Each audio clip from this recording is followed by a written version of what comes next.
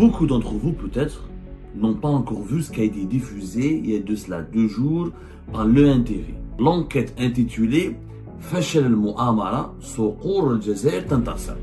En français, échec du complot, les aigles de l'Algérie, ou les faucons de l'Algérie ont triomphé. Une enquête documentaire faite par la télévision algérienne publique, donc c'est l'État algérien. Imaginez-vous, les services secrets français sont accusés d'avoir voulu organiser des actes terroristes sur le sol algérien. Essayer d'organiser, de former des groupes terroristes sur le sol algérien. C'est extrêmement grave. Je n'ai jamais vu. L'enquête documentaire, elle est basée sur le témoignage d'un jeune. Un jeune algérien, Amin. Il est parti voir quelqu'un qui s'appelle Ivan. Et c'est là que ça devient très grave. On affirme que ce Ivan s'appelle André Joseph Gabriel Gallardo et que c'est un cadre des services secrets français, de la DGSE. Ensuite, les services secrets français, selon Amin, le jeune algérien, il lui aurait demandé de ramener des armes depuis le Niger et de préparer un groupe armé en Algérie. C'est un motif de rupture des relations diplomatiques, voire de guerre. Voire de guerre. Là, c'est extrêmement grave. Mais vraiment extrêmement grave. Beaucoup d'entre vous, peut-être, n'ont pas encore vu ce qui a été diffusé il y a de cela 2 jours par l'ENTV, la télévision algérienne publique. L'ENTV, elle a publié un documentaire, une sorte d'enquête. Ce que l'ENTV, ce que la télévision algérienne présente comme une enquête. L'enquête intitulée Fashel al-Mu'amara Souqour al-Jazair Tantassar. C'est une enquête en arabe. Fashel al-Mu'amara Souqour al-Jazair Tantassar. En français, échec du complot, les aigles de l'Algérie, ou les faucons de l'Algérie ont triomphé. Moi j'ai vu ça, on m'a envoyé ça en urgence, Abdou, tu dois absolument voir ça, c'est très grave. Regarde, on m'a demandé de regarder cette enquête documentaire. Une enquête documentaire faite par la télévision algérienne publique, donc c'est l'État algérien. La TV, c'est la télévision publique financée par l'argent du public, qui relève du ministère de la Communication, qui relève du gouvernement algérien. C'est un organe public, c'est pas Naha ou le Shoro. Donc c'est la voix officielle de l'État algérien. Ça engage la parole de l'État. Ça engage l'autorité de l'État algérien. Dans cette enquête documentaire de plus de 52 minutes, imaginez-vous, les services secrets français sont accusés d'avoir voulu organiser des actes terroristes sur le sol algérien. L'ENTV, je dis bien, dans un documentaire de 52 minutes, accuse formellement les services secrets français d'avoir voulu fomenter des actes terroristes et des attentats terroristes et la formation, d'avoir essayé d'organiser, de former des groupes terroristes sur le sol algérien. C'est extrêmement grave. Je n'ai jamais vu dans l'histoire des relations d'abord bilatérales entre l'Algérie et la France, aucun moment depuis l'indépendance de l'Algérie, un média officiel de l'État algérien n'a jamais formulé d'aussi graves accusations. Et je n'ai jamais vu un État à travers le monde. Ça c'est, j'aimerais bien vous dérouler dans le monde entier. J'ai voulu un exemple, ramenez-moi un exemple similaire où la télévision étatique d'un État accuse les services secrets d'un État étranger et publie des témoignages selon lesquels les services secrets de cet État étranger voulaient ou ont tenté d'organiser des attentats terroristes sur le sol national. Après ce documentaire, je ne comprends pas pourquoi l'Algérie n'a pas rompu ses relations diplomatiques avec la France. Pourquoi l'ambassadeur pourquoi l'ambassadeur français à Alger n'a pas été expulsé. L'enquête de 52 minutes, elle est extrêmement grave. Je n'ai jamais vu un exercice journalistique comme celui-là. Je n'ai jamais vu cela. Jamais, jamais, jamais. Le barh où shift dans 52 minutes, j'étais estomaqué. C'est quoi l'histoire? L'enquête documentaire, elle est basée sur le témoignage d'un jeune. Un jeune algérien, سموه Amin. Voilà, Amin هذا Amin, وش يقولوا عليه؟ يقولوا باللي il a vécu à l'étranger. Il a longtemps vécu à l'étranger, il serait né en Algérie, à Bousmeri, dans la ville de Tipaza. Il serait parti jeune avec ses parents en Espagne. Il aurait grandi en Espagne. Ensuite, il aurait vécu une partie de sa jeunesse en France. Hada Amin prétend, belli en France, il a été recruté par des cellules terroristes ils l'ont envoyé en Syrie. Et ensuite en Irak. Maintenant, les dates. Il يهضر à visage découvert. Ce qui est grave, c'est qu'il parle à visage découvert. يعني ما يخبيش روحه ولا etc. On ne connaît pas son âge, précisément. Il parle à visage découvert, il assume. C'est un jeune, مصغر يهضر bien عربية. Alors il parle à un Algérien, genre algérois. Alors pour quelqu'un qui a vécu toute sa vie, ou une grande partie de sa jeunesse à l'étranger, il n'a pas un accent. Il yadr bien, il maîtrise l'espagnol, mais il maîtrise pas le français. Il maîtrise lui, il a affirmé qu'il maîtrise davantage l'espagnol, mais il aurait vécu en France sans maîtriser le français. Il y a beaucoup de détails très troublants. Le récit ne tient pas debout. Honnêtement, mais je vous laisse je vous raconte l'histoire. Ensuite, faites-vous le commentaire. Donc, Hada Lamine, il prétend belé, il a été recruté par des réseaux, en France, au bateau entre 2015, 2016. Bon, il prétend, il publie quelques photos, de lui avec drapeau Daesh, avec drapeau, avec des Kalachnikov, dans un lieu avec un désert, avec sur des 4x4. Mais bon, le désert en Algérie, il peut en avoir, les hauts plateaux en Algérie, il y a des paysages qui sont en Syrie similaires aux paysages de l'Algérie, il y a des paysages en Irak qui sont similaires.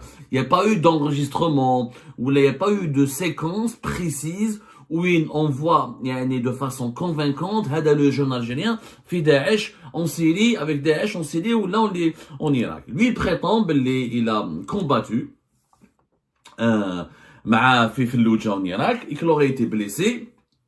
Ils l'ont évacué en Turquie pour se faire soigner. Et c'est là en Turquie, il aurait été arrêté par les services de sécurité turcs parce qu'il y avait un mandat d'arrêt international lancé contre lui par l'Espagne et la France. La justice française et espagnole qui l'auraient identifié comme terroriste. À ce moment-là, il raconte une histoire encore bizarre. Donc, كيفاش هذا الإنسان il a fait l'Irak, la Syrie, il l'assume, il témoigne comme ça, normal, bon, ça peut arriver à des personnes, ça peut arriver. On a eu des témoignages dans les médias occidentaux d'anciens recrues de Daesh, etc. Mais généralement, ils sont beaucoup plus timorés ou ils sont beaucoup... Il est vraiment jeune. Il y a un qui تشوف la... Parce que il prétend que les Daesh, ils l'ont formé en Syrie, ils l'ont formé en Irak, ou toute une brigade, il a commencé à diriger une brigade. Je crois qu'il a un officier supérieur de Daesh, alors qu'il est extrêmement jeune. Vraiment, son âge, il était, qui chauffe les photos, il est vraiment jeune. Je sais pas, il était âgé entre 18 ans et 25 ans, 24 ans. Et entre 18 ans et 25 ans, tu deviens officier supérieur de Daesh, ça c'est un peu rare. Alors, quand 35 ans, 40 ans, entre 30 ans et 35 ans, il y a déjà des éléments qui clochent, il y a des éléments factuels qui clochent. Quand il te raconte ce qu'il a fait en Syrie, ce qu'il a fait, c'est des descriptions superficielles. On a l'impression qu'il répète un texte. Mais je sais pas, moi j'étais mal à l'aise, en tant que journaliste, j'ai douté.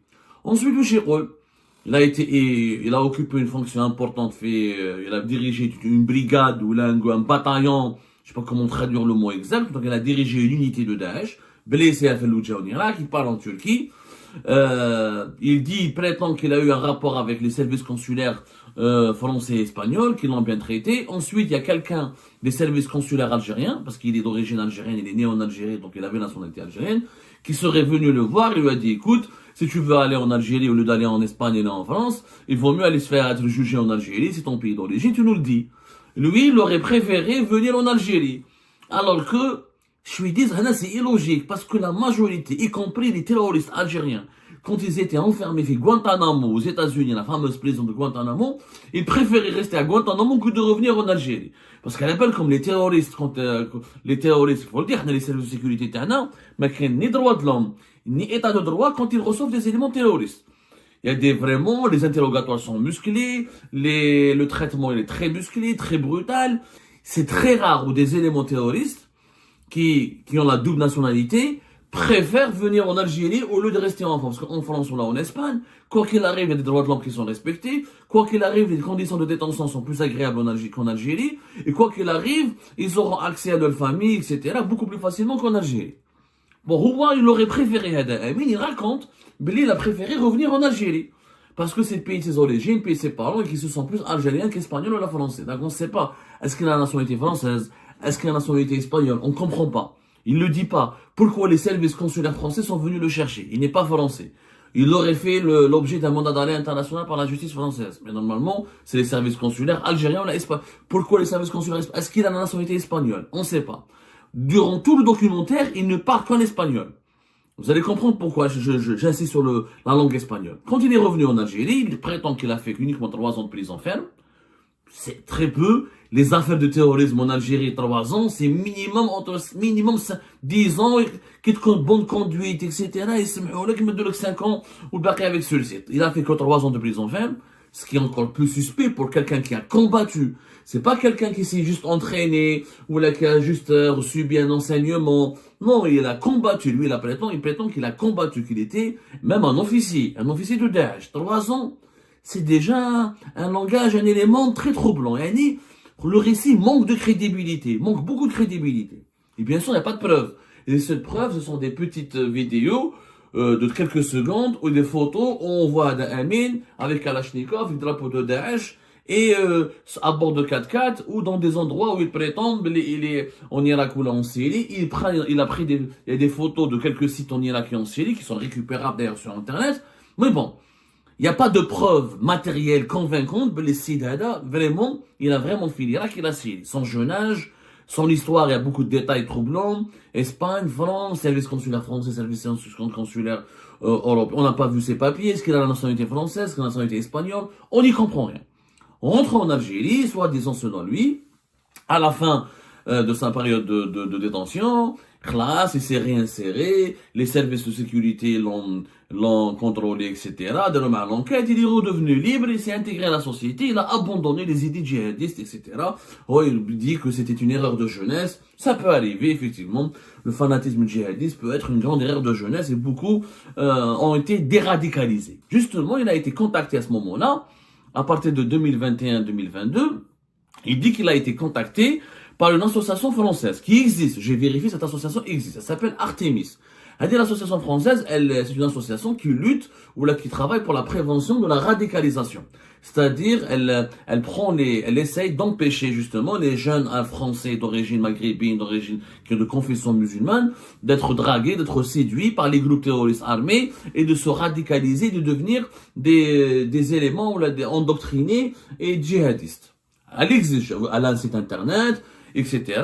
Où Romain TV, ils ont sorti, c'est effectivement cette association, il y a plusieurs employés de l'ancien ministre, du ministère de l'Intérieur français, et des spécialistes français qui travaillent dans cette association.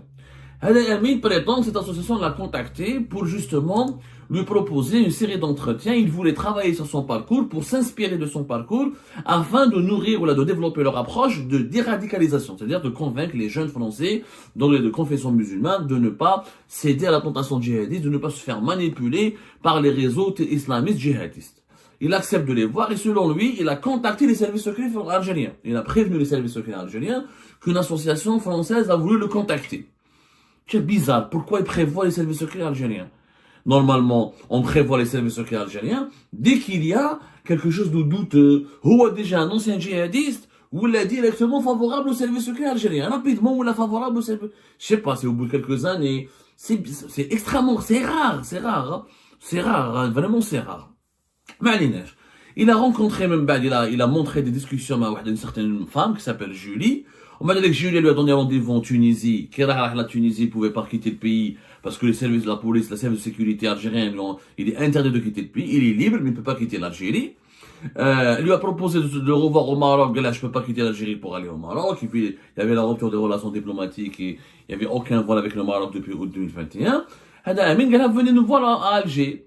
Julie de l'association Artemis, elle lui aurait dit non, je ne peux pas. Et je vais te mettre en contact avec quelqu'un. Il est parti voir quelqu'un qui s'appelle Ivan. Et c'est là que ça devient très grave. Ils ont filmé, effectivement, un documentaire, ils ont filmé, donc je ne sais pas, parce que lui il dit d'où est-ce qu'ils sont venus ces enregistrements vidéo. Ça c'est très troublant, parce que lui, certainement, parce que lui il affirme qu'il a travaillé, qu'il a collaboré avec les services secrets algériens, que tout ce qu'il avait accompli comme contact avec les Français, c'était sous la coupe des services secrets algériens. Donc, il a été suivi par les services secrets algériens, il a été filmé, ils ont suivi mais ils ont rencontré un Ivan, ils l'ont filmé, il filme une rencontre avec un homme qui s'appelle Ivan, donc l'image elle est pas très bonne, on ne voit pas très bien son visage, c'est des images de téléphone. Ensuite, ils ont fait un zoom où ils affirment, le documentaire, c'est extrêmement grave, ils affirment que ce Ivan s'appelle Andrei Joseph Gabriel Gallardo, qu'il est né en 13 mars 1989 et qu'il travaille à l'ambassade d'Alger, l'ambassade de France à Alger, et que c'est un cadre des services secrets français, de la DGSE, la Direction Générale de la Sécurité Extérieure, qui sont les services de renseignement extérieur français. Waouh! Waouh, c'est grave! L'ENTV qui a identifié un agent de la DGSE, qui donne son identité, sa date de naissance, et qui affirme qu'il travaille avec l'ambassade. Ce premier secrétaire, Yishol Monseb, secrétaire أول على مستوى السفارة الفرنسية بالجزائر. L'ENTV affirme qu'il occupe le poste de premier secrétaire à l'ambassade de France à Alger. Waouh! C'est extrêmement grave! Premier secrétaire à l'ambassade de France à Alger, qui se fait passer pour... il utilise une association française qui travaille sur la déradicalisation pour rencontrer Amin. Et Amin raconte qu'il l'a emmené vers le centre culturel français et que c'est là où il a voulu le recruter. Il lui a dit, écoute, directement, j'ai jamais vu les services secrets français, première rencontre, écoute, moi je suis un agent des services secrets français, on te connaît, on veut te récupérer, on veut te donner de l'argent, tu travailles pour nous. Il a été recruté à Alger par les services secrets français, le centre culturel français. C'est extrêmement grave comme accusation. Les autorités françaises ne peuvent pas rester insensibles et indifférentes. De toute façon, nous allons les interroger. Nous allons leur envoyer des questions. Nous allons interroger tout le monde. C'est la première fois que je vois une charge aussi lourde et des accusations aussi gravissimes. Bon, Hada Ivan, il a été filmé. Donc, ce monsieur qui a été filmé, j'aimerais bien qu'il réagisse. Est-ce que c'est lui, c'est pas lui? Est-ce que c'est vraiment, il s'agit d'André Joseph Gabriel Gallardo? Nous allons interroger l'ambassade de France à Alger. Nous allons interroger le Quai d'Orsay. Nous allons poser plein de questions à tout le monde. Mais je voulais partager avec vous, parce que beaucoup d'entre vous, notamment les Algériens francophones, n'ont pas vu ce documentaire, où là, il est presque 100 000 vues, mais il n'a pas été bien vu pour le moment, alors il est extrêmement grave. Même Badada Amin, qu'est-ce qu'il raconte? Il voit ce Ivan à plusieurs reprises, au centre culturel français. Ensuite, dans Télémlé, il y avait le siège à Télémlé, le siège, les anciens combattants. C'est une antenne, t'as les anciens combattants qui ont combattu pour la France. J'ai fait Télémlé, j'ai oublié comment s'appelle comment il s'appelle, là, c'est voilà, le centre des anciens combattants français. Il s'appelle le centre des anciens combattants français, qui est situé au boulevard Colonel Belkacem Télémlé, très connu. Ou la Télémlé, que je salue, moi j'ai travaillé, j'ai vécu une partie de ma vie à Télémlé, je le connais très bien. J'ai fait les hauteurs d'Alger. Que Hada Ivan aurait donné, donc cet officier des services secrets français aurait donné rendez-vous à Amin au niveau de ce centre. Il aurait indiqué avec un sac rouge, avec une bouteille d'eau, un récit comme s'il s'agissait vraiment des services secrets. Franchement, un récit extrêmement grave. Et qu'à ce moment-là, il a rencontré une femme, et cette femme, au départ, les services secrets français lui demandaient juste des renseignements sur les mosquées. GPS perdu. Sur les les services secrets avec le téléphone. On dit vraiment, mais franchement, on est devenu, il y a un climat de paranoïa extrêmement grave. Le syndrome de la main étrangère, c'est grave de telles accusations. Ensuite, les services secrets français, selon Amin, le jeune algérien, il lui aurait demandé de ramener des armes depuis le Niger et de préparer un groupe armé en Algérie pour penser à exécuter des actes terroristes sur le sol algérien. Au départ, Amin, selon lui, les services secrets français lui demandaient juste des renseignements sur les mosquées, sur les quartiers populaires qui m'ababelouent, sur les éléments qui sont radicaux, sur les islamistes algériens, sur les fanatiques algériens. Il se contentait juste de leur livrer des informations. Et à chaque fois, selon ce Amin, il se référait à un officier des services secrets algériens, il lui rendait compte, il lui faisait des comptes rendus détaillés, et c'est cet officier des services secrets algériens qui se chargeait de lui donner des informations détaillées pour faire croire aux services secrets français que Amin, il est bien documenté, il est bien réseauté, c'est une très bonne source. Pour que les services secrets français le fidélisent et le considèrent comme une très bonne source.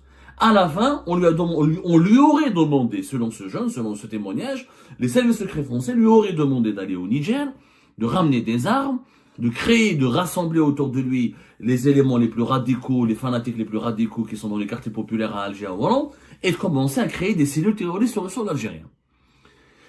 Et là, l'enquête documentaire, après, elle s'arrête. il dit, lui, le jeune Hada, il prétend que les services secrets algériens lui ont dit d'arrêter des contacts, c'est bon, qu'ils ont tous les renseignements nécessaires, ils n'ont plus besoin de lui, et qu'il arrête de contacter Hada Ivan, et qu'il ne doit plus rentrer en contact avec les services secrets français. On ne sait plus. Et bien sûr, il n'y a pas d'enregistrement, de discussion entre lui et les membres des services secrets français qui attestent de la véracité du témoignage.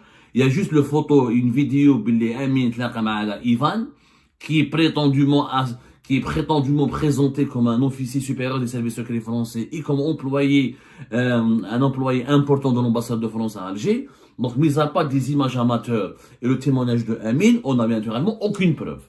Mais les accusations sont extrêmement graves. C'est la première fois que l'État algérien accuse officiellement l'État français, parce que les services secrets français, c'est pas un organisme privé, ils font partie de l'État français, de vouloir organiser des attentats terroristes et de former des cellules terroristes sur le sol algérien. C'est grave. Ça, c'est un motif de rupture des relations diplomatiques. Le Maroc, on a rompu nos relations avec le Maroc juste parce qu'on a soupçonné le Maroc d'avoir déclenché les feux de forêt ou de soutenir le MAC. Mais ils organisent les services secrets français, on est parti jusqu'à les accuser d'organiser des actions terroristes et de former des groupes terroristes sur le sol algérien.